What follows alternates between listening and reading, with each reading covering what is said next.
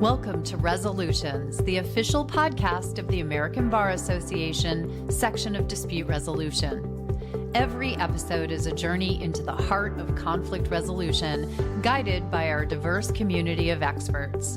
We're here to explore innovative strategies, share wisdom from the field, and inspire excellence in resolving disputes. Whether you're a dispute resolution professional, a curious learner, or someone passionate about fostering understanding and peace, you're in the right place. Let's dive into today's conversation and discover how we can transform conflict into opportunity together.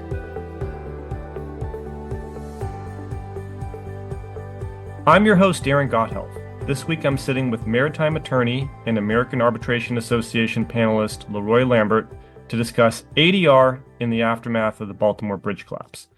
LeRoy is president of the Society of Maritime Arbitrators, outside general counsel to the board of the American Steamship Owners Mutual Protection and Indemnity Association, and of counsel to the New York firm of Poles Tublin. He received his JD from Tulane and clerked for the Chief Justice of the Louisiana Supreme Court. LeRoy spent 25 years in private practice at the maritime firms of Healy and Bailey in Blank Rome, and also served as general counsel for the U.S. representative of the Standard P&I Club.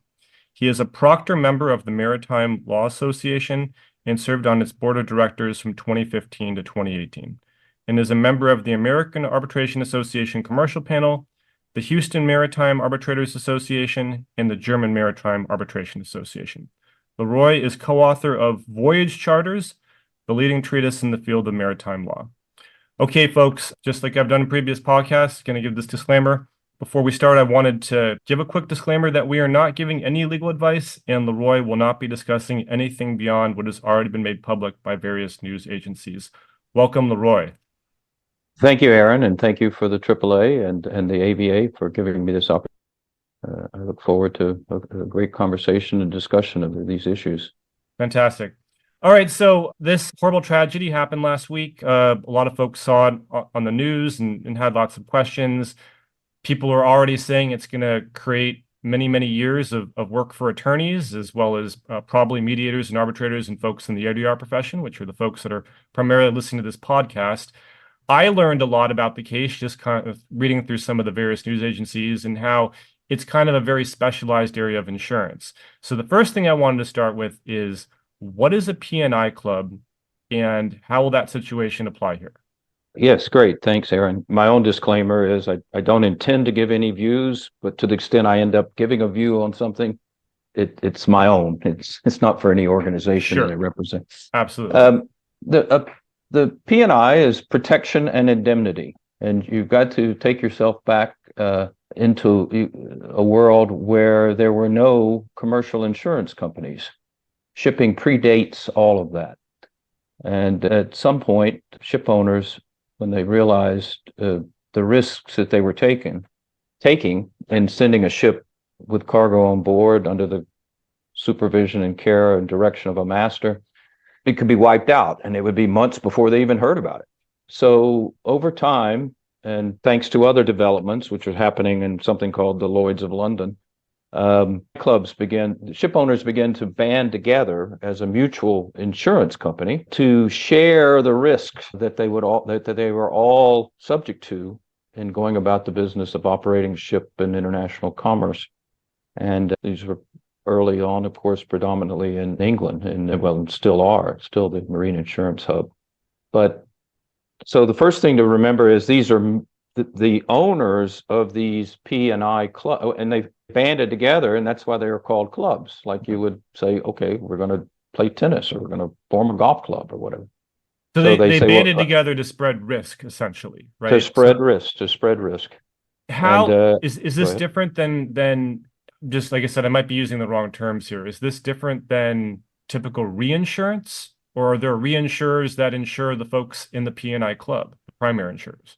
There are above the risks that the P&I clubs take, and we can talk about that too. But the P&I clubs are they're mutuals, and they generally, because they're ship owners, they then hire managers to run the insurance aspect of it. So over time, they develop rules, and the beauty of the system is the P&I. Let me back up. there are now 12 P&I clubs, these mutual insurance clubs, in what is called the International Group of P&I clubs. And it's generally stated that they insure 90% of the world's ocean-going ships. There are several which are quite large. There's some which are in the middle, and there's some which are small. But they pool those risks. So not only do you have the ship owners in a club pooling risk and sharing it, but the 12 clubs are pooling 90% of the risk incurred by ship owners and operators around the world. And then each club has the first 10 million, and then they share from 90 to 100 million. And then above 100 million, they go into the commercial market and buy reinsurance. But because they go in as a unit, they can achieve very favorable rates. And Brussels has done studies, because this looks like a cartel of some sort.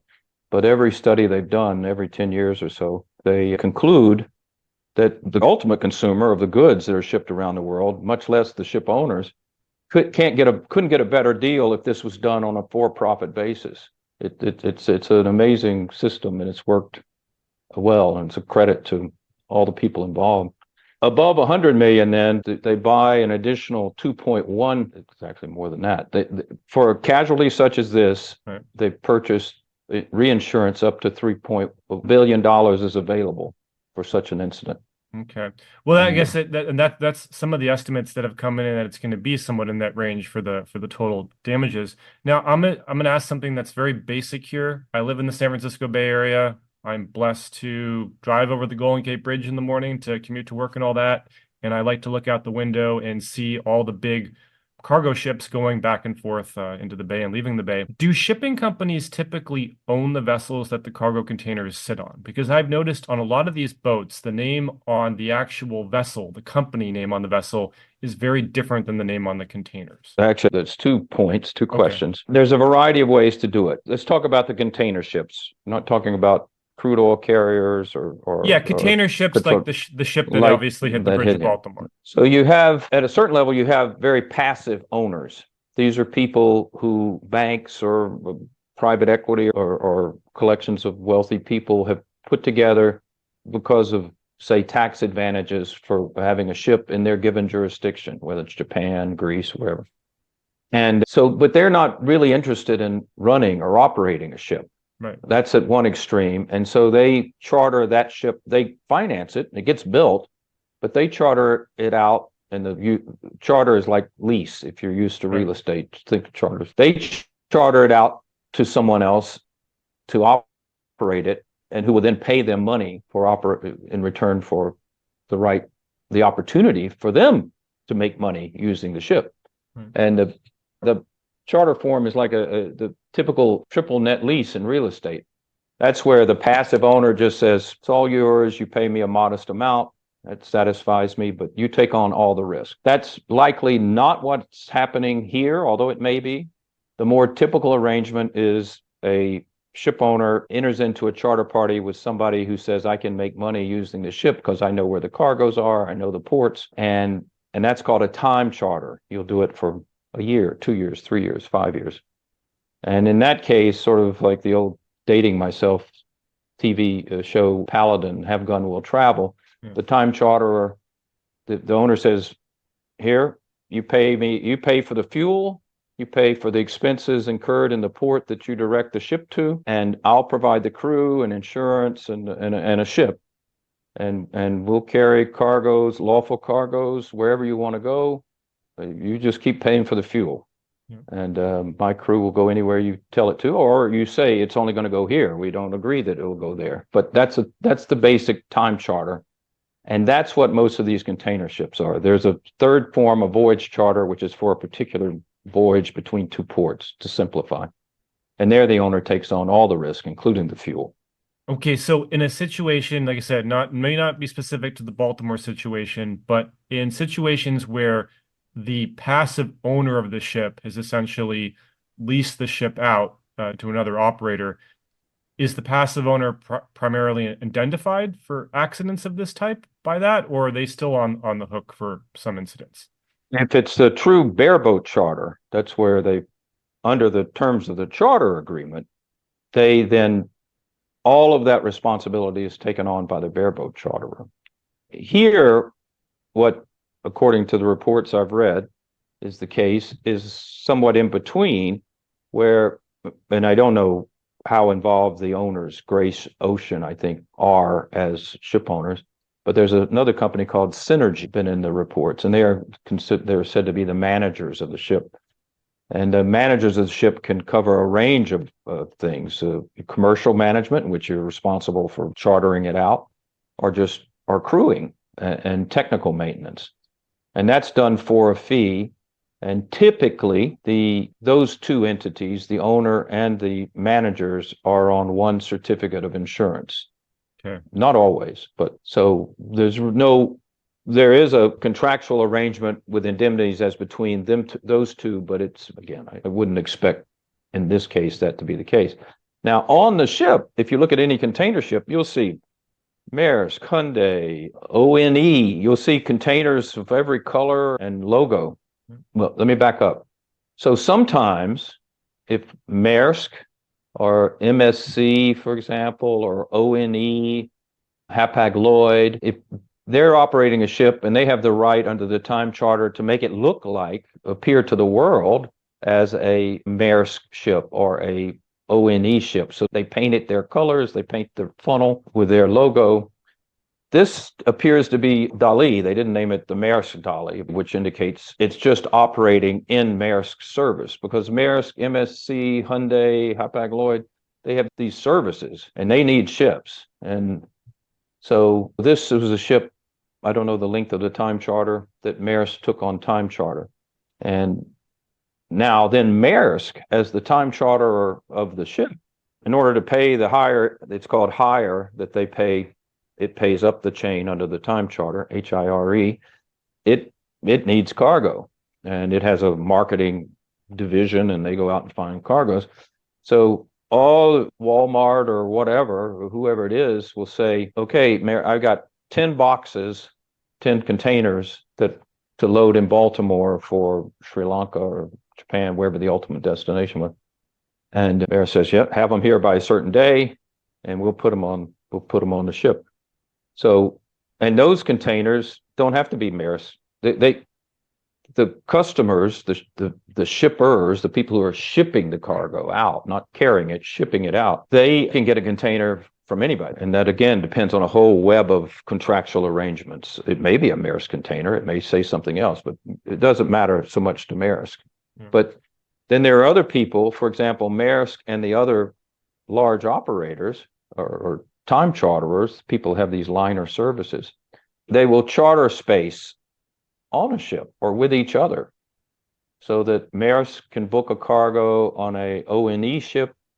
Just for example, they have a contractual relation, and ONE can book a cargo on a Maersk ship. So it's makes it more efficient, because you don't have to wait around for your ship to get into town.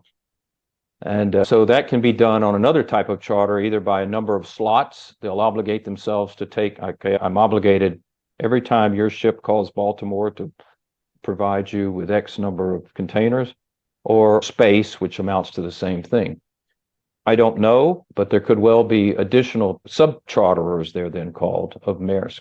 So I should never assume, just because I see Maersk painted on the side of a ship, that Maersk necessarily owns the ship. It's just like with aircraft leasing, oftentimes the airline name painted on the sides of the airplane, that airline doesn't necessarily own that jet.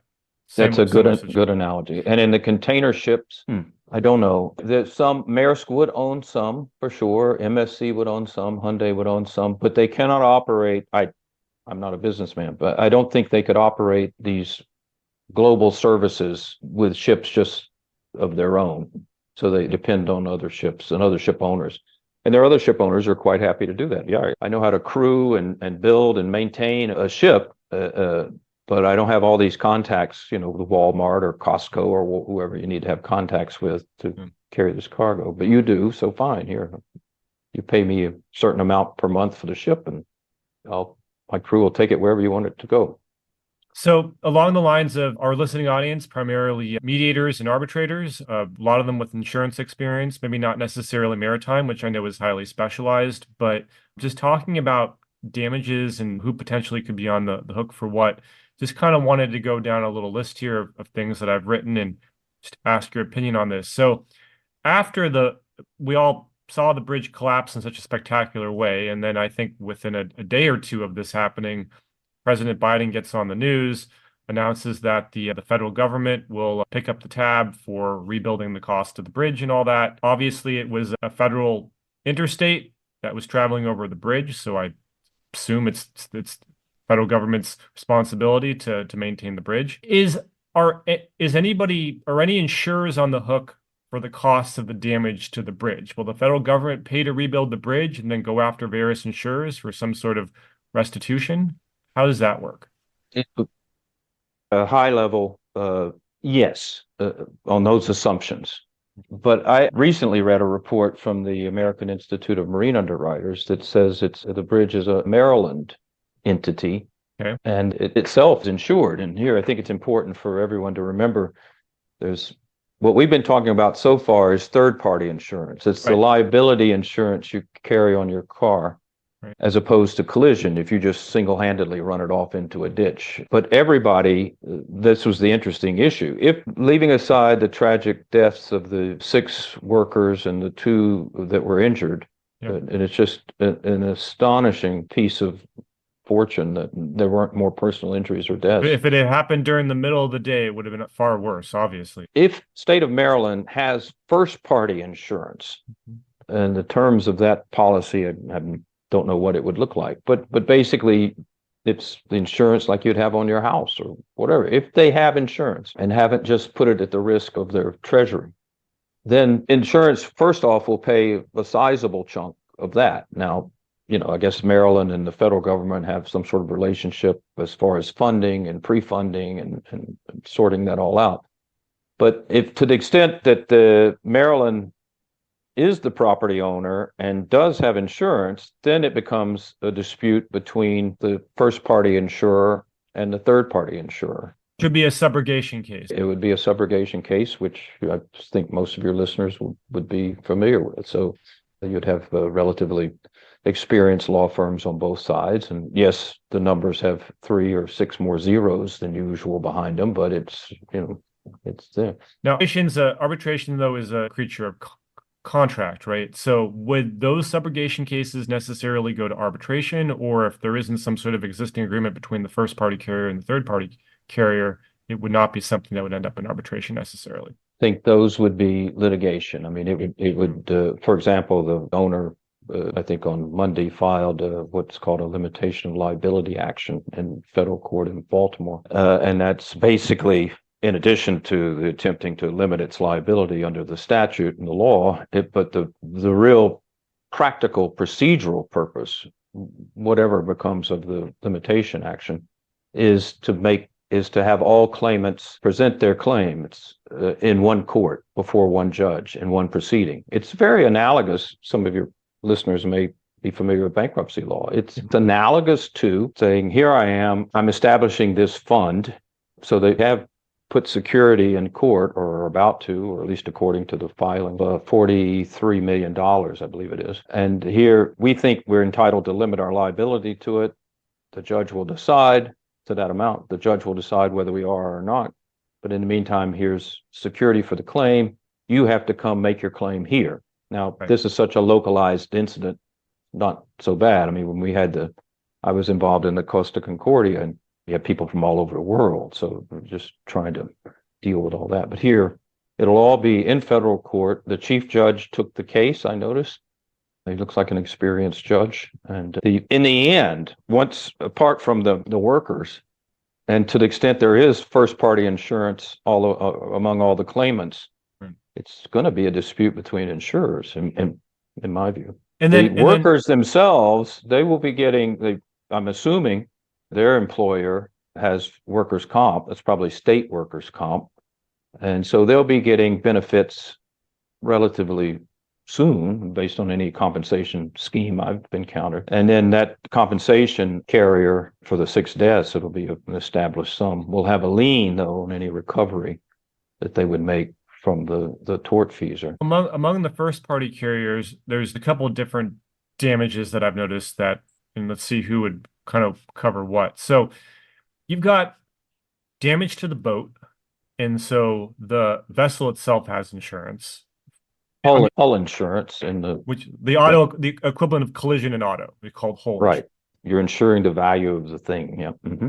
The boat's damaged. Okay. And then it looked like a number of the cargo containers have been damaged. I don't know if any of them fell off the boat, but I can clearly see some of them are pretty smashed by the bridge. And my understanding, based on the press reports, is that some did. I'm assuming they've been confined, if not collected, to the extent that is true, that some fell off. Right. But to the extent that there are clearly some damaged on the bow of the ship. And so, again, the owners of the cargo in that container, they will have first-party insurance, and that's called cargo insurance. And those owners of the damaged cargo will get paid just in the normal course, and then that cargo insurer will become subrogated against the owner and the P&I club. Okay. Then along the lines going down the list here, you briefly touched on wrongful death claims for the deaths of the workers in the bridge. Obviously, they're not in an arbitration agreement with the shipping company or the vessel, so that'll be litigated in court. But the P&I club will basically cover to the extent what's paid out on those. Subject to the terms of the policy, but those in the normal course, that type of injury, the collision in maritime law, it's called an allision, because a moving object hit a stationary object. Collision is when two moving things hit each other. Yep. But yes, so all other things being equal, those would be claims that the P&I club would indemnify the owner for. Now you're going to have additional claims for shipping delays and damaged goods. So you're going to have shipping delays relating obviously to the cargo that's stuck on the ship, which can't move. But in addition to that, my understanding is the ship is in such a position and the bridge fell in such a way that although they're working right now very quickly to remove the bridge and open up the shipping channel, there were ships trapped in the harbor that couldn't leave. Yes. And so there may be, I don't know if there's items in the cargo containers that are perishable and are worthless now because they weren't able to get to their destination and whatnot. Those will be first-party claims filed with the insurance carriers on those ships that are stuck, and then it'll be turned into a subrogation case against the ship that caused the accident. Is it as straightforward as that?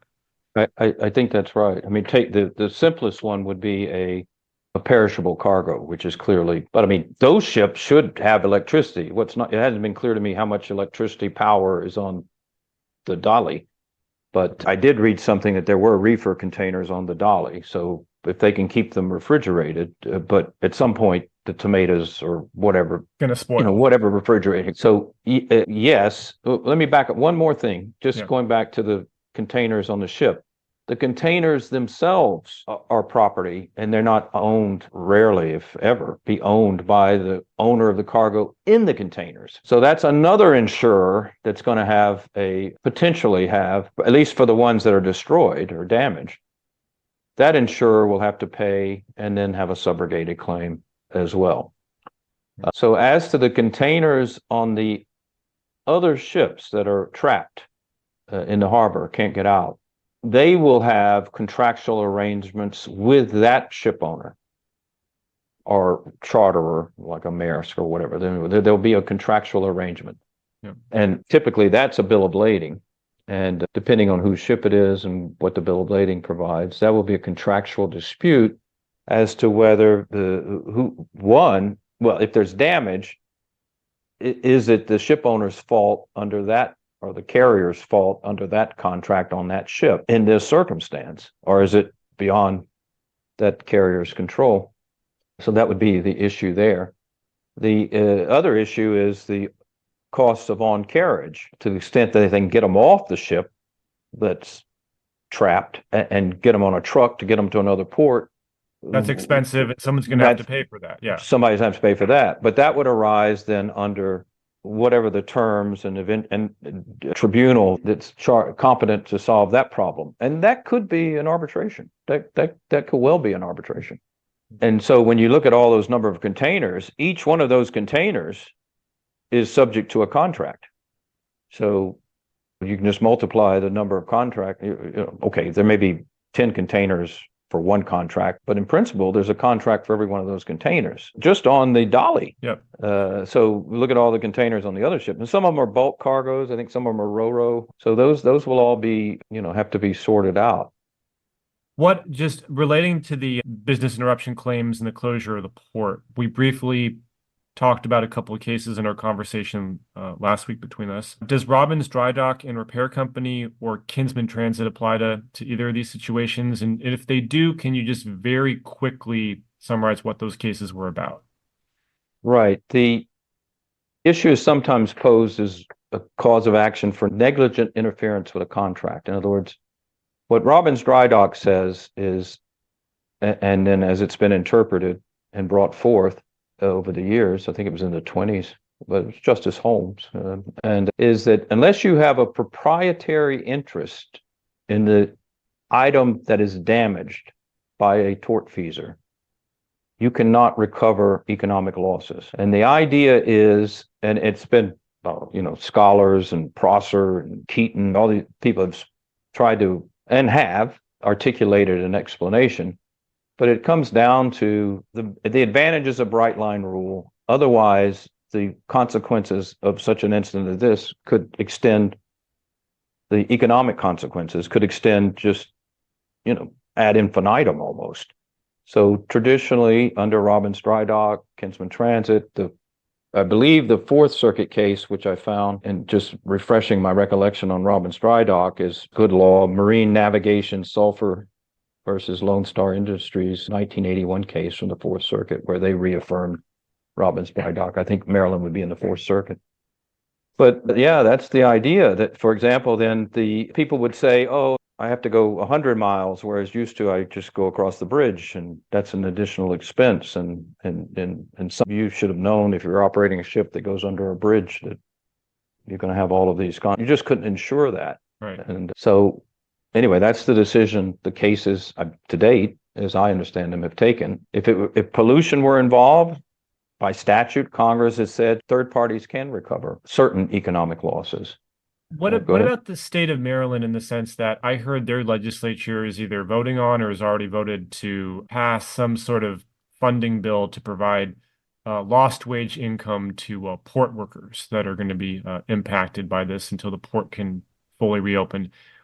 Do they necessarily have a proprietary interest? Would they be subject to some sort of payment, or does Robbins Dry Dock say no, because they don't necessarily have a proprietary interest in the cargo, in the ships, things like bridge? I'd have to see the statute, but to me, these economic losses of third parties who didn't have a thing that was damaged. The employer of the 8 workers, he lost trucks and jackhammers and whatnot. Whatever the economic consequences are of the loss of those items, that's okay. He had a proprietary interest in those items that were damaged by the tortfeasor. But it limits people, like, just let's say I live in Baltimore and I have to now drive 25 miles further to commute to my job. And so I can't file a claim that says, hey, because of this bridge collapse that you caused, now I have to spend 30 extra minutes in the car and need to purchase 25 extra miles worth of fuel every day. That's what basically, it stops those types of claims, or else it would just go on infinite. That's the rationale behind, as I understand it, behind Robbins Dry Dock. I mean, I wouldn't want to opine, but all I can say is that my understanding of Robbins Dry Dock is that such claims would be precluded. And not only Robbins Dry Dock, but similar claims have been made in the subsequent cases, and the courts have precluded them. Now, the legislature can react, lawyers can be creative, so I don't know. Probably something we should have maybe discussed at the beginning of our conversation here, because it relates more to that. But a lot of people are talking about the RMS Titanic statute from 1851. Can you briefly discuss that and its implication here? Yes, in the 1850s, the U.S. and England, Britain, were in a competition for the seas and merchant shipping on the seas. And as I understand it, as the way the law had developed in England is that they had this right. English ship owners had the right to limit their liability to the value of the ship at the time of the casualty. And U.S. ship owners did not. And so it was remedied by statute in 1851. The rationale was to keep the U.S. competitive with England and Great Britain in trying to be the master of the commercial seas. And it does, at that point, there might have been one or two P&I clubs in existence, but at that point, the ship owners were taking the risk. And you have to realize, too, there's sailing ships. I mean, you hired the best master and you didn't hear from the ship for 3 months. And that was the rationale behind it. It's been tweaked a little bit. There's a provision now for in the case of personal injury, if the original fund is not enough, you get a little more money for personal injury cases. But the key is, in these cases, you need to establish the cause. What caused the incident? And then once you know what, or at least you make a determination, you may not ever really know, or I guess it could be several things. That is often the case. Then, is that a cause of which the owner, again, thinking back to the analogy where the owner shakes hands with the master, wishes him luck, says, hope to hear from you again, had knowledge or privity of at the time the ship set sail? And so that's the key. If the owner, and the cases have said, it's got to be higher than the master. And so, again, that's the law. And it's often invoked. Any of your listeners or anyone interested can read the cases to see how often the limitation is allowed or not allowed. But from an initial practical point of view, the advantage, whatever else happens, is that you get all the cases in one court. Yep. Does that answer the question? No, answers the question. So for our listening audience that are probably wondering, will this increase my ADR business? Let's just briefly touch on kind of what might go to arbitration and what won't. So you have here first-party claims, third-party claims, insurance coverage issues. I take it there'll be insurance bad faith issues, obviously the wrongful death situation. Some of this is obviously going to be in court. Some of this is going to be subject to arbitration. I can imagine issues with your own first-party carrier are going to be covered by arbitration. Is that probably an accurate statement? I think that's fair, or a selected forum in your policy. Your cargo insurance policy may say any claim arising here under subject to arbitration in XYZ or in Southern District of New York or wherever. And so out of all these containers, when you look at the containers on the Dolly and the containers on the other ships, I would have to believe there are some of those contracts are subject to arbitration, not vis-a-vis the actual tortfeasor, but cargo insurer, and then that bill of lading contract with the given ship will be subject to some sort of dispute resolution clause. And some set of those will be arbitration clauses. And as to the time charter and the slot or space charters that I mentioned are all also likely subject to, or will have arbitration agreements. No, I might be entirely making this up, and this is my not completely being an expert in this area, but between insurance carriers relating to subrogation, do some carriers have existing contracts between each other that would have an arbitration clause in it, or is that mostly likely going to end up in court? I think that would most likely going to end up in court. Typically, they wouldn't. It's a good question. There is something called the interclub agreement. Well, we didn't talk about that. The charterers, in this case, the time charterer, depending on their risk appetite, may also take out insurance. And so if it's a cargo damage claim, and if that charter, the time charter here, we'll just keep it simple, has what's called the interclub agreement, then there would be also a regime for resolving that case based on fault. But the time charter most definitely has an arbitration agreement.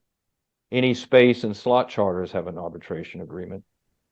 And I read a report about fuel being a possible cause, so that those bunker supply contracts typically have arbitration agreements. I don't know where the ship got its fuel, if it loaded fuel in Baltimore, but there are a lot of fail safes too on board a ship to make sure that the fuel is tested before it's ever put into the engine.